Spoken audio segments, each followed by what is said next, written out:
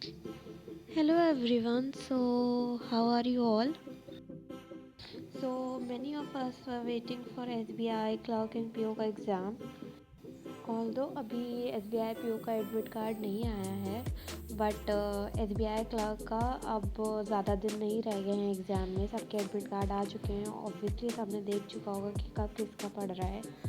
And vacancies ज़्यादा होने की वजह से अब की बार की कट ऑफ भी बहुत अनप्रिडिक्टेबल जाएगी। ऐसा मतलब मैं जहाँ भी पढ़ रही हूँ मुझे समझ में आ रहा है। So I start my day with a mock, और mainly 90% of the time I go with Oliveboard का मॉक, क्योंकि ऑलिव बोर्ड का मॉक का लेवल मेरे को बहुत अच्छा लगता है। Whenever in the morning I open my laptop, I just go with the mock कि एक बार ठीक है मॉक हो गया, उसका एनालिसिस हो गया, उसके बाद जो जो क्लासेस करनी होती हैं या जो जो पेंडिंग पढ़ना होता है, फिर उससे हम स्टार्ट करते हैं। बट पहला थिंग इज़ मॉक। मॉक देने के बाद दूसरा काम मेरा यूजुअली यही होता है कि मैं इस ऑफिस पे लॉगिन करके सबसे पहले मैथ्स का क्लास करती हूँ। जो भी मतलब मेरा शेड्यूल्ड रहता है, नॉट विथ सर, बट जो मेरा जिस हिसाब से मैं क्लासेस अटेंड कर रही हूँ तो उस हिसाब से मैं सर का कर रही हूँ। अभी तक तो मैं अर्थमेटिक लास्ट ईयर के सर के बैच से कर रही थी, मैथ्स हीरो से, बट सर का जो नया मैथ्स हीरो आया है बैच, अब मैं उससे कंटिन्यू कर रही हूँ। ऑल्दो मुझे सिंप्लीफिकेशन नहीं करना था तो मैंने नंबर सीरीज से स्टार्ट किया। फिर अभी तो मैं क्वाड्रेटिक इक्वेशन कर रही हूँ, क्योंकि मुझे साइंस में जो प्लस माइनस के रूट्स निकालने में, कंपैरिजन करने में, उसमें थोड़ा सा मतलब मैं भूल रही थी, तो मैंने सोचा कि वाई नॉट रिवाइज ऐसा करके, तो मैं रिवाइज़ कर रही हूँ नाउ डेज़। और उसके बाद जब मैथ की मेरी क्लास होगी, वैसे तो मैं perfection to be very honest मैं नहीं करती हूँ इतना ज़्यादा प्रीलिम्स लेवल का, क्योंकि मॉक देते देते आपका एक हो जाता है तैयारी। तो मैं प्रीलिम्स के लिए तो परफेक्शन नहीं करती, बट ये क्लास इंस्टेंस की थी जो कि मेंस लेवल पे मतलब ज़्यादा, मेंस लेवल पे इन क्वेश्चंस का ज़्यादा वेटेज रहता है। तो मैं मेंस की ये क्लास थी निमिषा मैम की, तो इसको मैं कर रही थी। ऑल्दो ये एंट्रेंस बेस्ड पे मेरी पहली क्लास थी, तो मुझे मेरे से क्वेश्चंस हो रहे थे, लेकिन मतलब कुछ कुछ चीज़ें मतलब नई नई समझ में आ रही थी कि कैसे करना है या कैसे होना है। तो ये अप्रॉक्स 1 आवर की क्लास थी। मैंने इसको क्लास को कंप्लीट किया। उसके बाद I like to make my own notes, तो मैंने जो जो पॉइंट्स मेरे को लगा कि हाँ ठीक है ये इंपॉर्टेंट हो सकते हैं, तो मैंने उनको उस हिसाब से नोट करती गई अपनी इंग्लिश की कॉपी पे।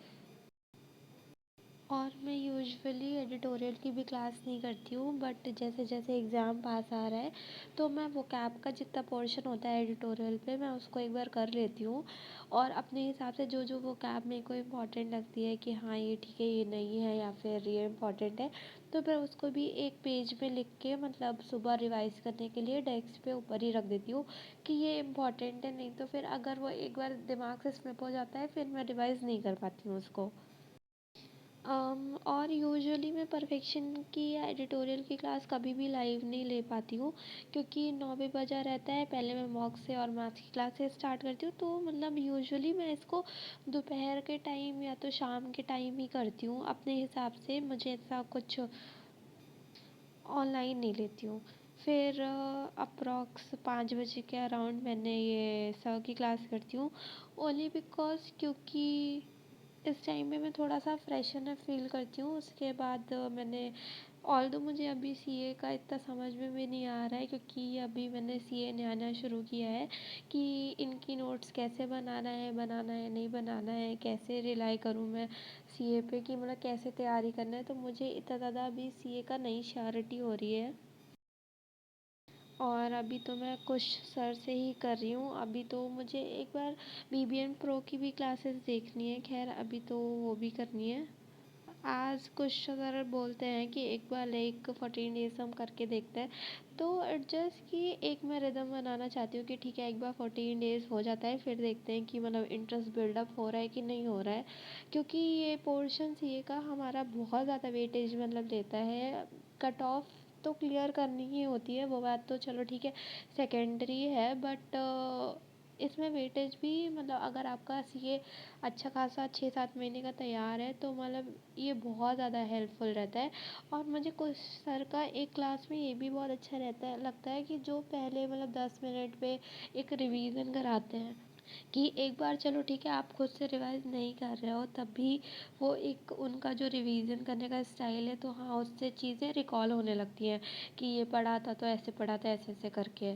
अभी तो मैं 3-4 दिन से नोट्स अपने खुद बना रही हूँ क्योंकि मुझे ऐसा फ़ील हो रहा है कि थोड़ा सा रिदम बनेगा तो मेरे को फिर खुद से मतलब याद रहने लगेंगी। और बहुत सारे जैसे इसमें सीए में टर्म्स ऐसे हैं जो कि मुझे नहीं पता है कि ये क्या है कैसे, तो मेरे को बस एक कॉपी लेके मैं उनकी भी डे बाय डे नोट्स बनाती चली जा रही हूँ। एक बार मेरा इंटरेस्ट बिल्डअप होगा तो शायद फिर मैं पीडीएफ पे शिफ्ट करूँगी, बट अभी तो मैं कुछ सर से ही कर रही हूँ। ऑल्दो एक दो सोर्स मैंने और सोच रखे हैं बट फ़िलहाल तो I want to go with Kush sir. और मैं यस ऑफिसर पे भी देख रही थी, सर के लिए काफ़ी कोर्सेज़ हैं बट पहला तो मैं सोच रही हूँ कि एक बार पहले बीबीएम प्रो करके उसको ख़त्म करते हैं क्योंकि उसमें बहुत सारे ऐसे बैंकिंग फाइनेंस के टर्म हैं जो कि मुझे नहीं पता है, तो I just want to clear those also. और डेली सीए की वीडियो तो मेरा अभी फ़िलहाल टू डू लिस्ट पे रह ही रहा है। ऑल्दो कभी कभी जैसे मन नहीं होता है तो ठीक है शुरू कल एक आरबीआई जंक्शन करने के बाद और एक इंटरनेशनल करने के बाद चलो ठीक है एक बार को नेशनल में थोड़ा सा स्किप कर रही हूँ।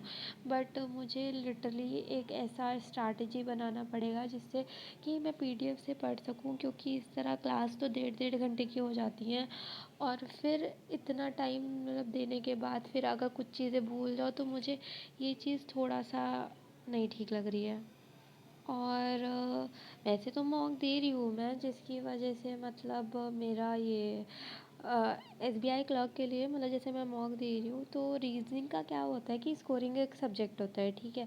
तो मॉक देने की वजह से मेरे इस रीजनिंग में स्कोर तो ठीक ठाक आ रहे हैं बट क्योंकि मैंने जैसे पीओ की उधर साइड मतलब आईयूपीएस का चल रहा था तो मैंने थोड़ा क्लर्क का जैसे वो अल्फ़ा न्यूमेरिक होता है और नंबर सीरीज़ होता है एक ऐसी चीज़ें करके, तो ये थोड़ा सा मैं भूल गई हूँ। मैं मतलब भूल नहीं गई हूँ मेन मतलब अल्फ़ाबेट वाले नहीं होते हैं कि ABCD वाले दैट थिंग मतलब मुझे थोड़ा सा मैं भूल गई हूँ और मैंने वो नंबर वाइज कभी याद नहीं किए कि ए की पोजीशन 1 होती है, तो मुझे थोड़ा सा उसमें स्पीड बनाने में इशू आ रहा है। तो मैंने आजकल मैं यही सौरभ सर का वाईटी पे इनका फ्री क्लास होता है तो मैं इनकी क्लास कर रही हूँ। इसकी वजह से मतलब जैसे इन्होंने पहली बात तो इनका प्लस पॉइंट ये है कि सर टाइमर के साथ देते हैं, ऑल्दो मैं टाइमर के साथ ना करके मेरा मतलब पज़ल्स तो बहुत ईज़िली हो जा रहे हैं टाइमली बट बस वही नंबर सीरीज़ में और अल्फ़ा न्यूमेरिक सीरीज़ में मतलब थोड़ा सा इशू नहीं आ रहा है, टाइम का इशू आ रहा है क्योंकि टाइम मैनेजमेंट बहुत इंपॉर्टेंट होता है इसमें। तो मान लो इनकी 1 घंटे की क्लास होती है जो कि मेरी आधे घंटे में जाके पूरी हो जाती है। फिर बस एंड ऑफ द लास्ट मैंने मैम का जैसे कि मैंने बताया कि मैं केवल वो vocab सेक्शन कर रही हूँ, तो जो जो मतलब मुझे लगता है कि हाँ ठीक है ये इम्पोर्टेंट है या मुझे नहीं याद है या मैंने नहीं देखा है तो I just note it down in my copy. और जैसे मैम ने ये भी नया शुरू किया है कि एक एक वर्ड के लाइक 20 सिनोनिम्स या एंटोनिम्स, तो ये चीज़ भी बहुत ज़्यादा जैसे आरसीज में वर्क करती है क्योंकि हमारे ऑड वन निकालना होता है या फिर सिनोनिम एंटोनिम चूज़ करना होता है, तो उसमें आप बहुत अच्छे से एलिमिनेट कर सकते हो ऑप्शन, क्योंकि अगर जैसे आपको मान लो एग्जैक्ट नहीं पता है या दूसरों के पता है तो उसकी से आप करके एलिमिनेट कर सकते हो। फिर ऑल्दो मैंने मैथ्स में क्वाड्रेटिक इक्वेशन कर रखी थी बट फिर इन्होंने सर ने क्लास ली थी उस दिन परसेंटेज की, तो मुझे पहली दूसरी में तो ऐसा कुछ नया नहीं लगा बट हाँ ठीक है एक बार रिवाइज़ हो गया। और थोड़ा थोड़ा जैसे मेरे कॉन्सेप्ट अर्थमेटिक में इतने अच्छे नहीं हैं तो मैंने ये सोचा कि ठीक है अभी सर से इसका कंटिन्यू करके, क्योंकि मेरे लास्ट के जो चैप्टर हैं अर्थमेटिक के अब मुझे केवल वही करना है, बहुत अब शुरू शुरू का नहीं करना है। लेकिन मैंने ये सोचा है कि अभी मैं सर के साथ कंटिन्यू करती हूँ तो उस हिसाब से मतलब देखते हैं फिर कि क्या होता है, क्योंकि मॉक में नंबर अभी मैथ्स में इतने ज़्यादा अच्छे नहीं आ रहे हैं। और फिर there was some particular percentage जिनको मुझे फ़ील आया कि हाँ ठीक है मुझे नहीं याद है तो मैंने उनको भी बस साइड पे नोट किया। That's all for today, bye bye. आप लोग का एग्ज़ाम कब है?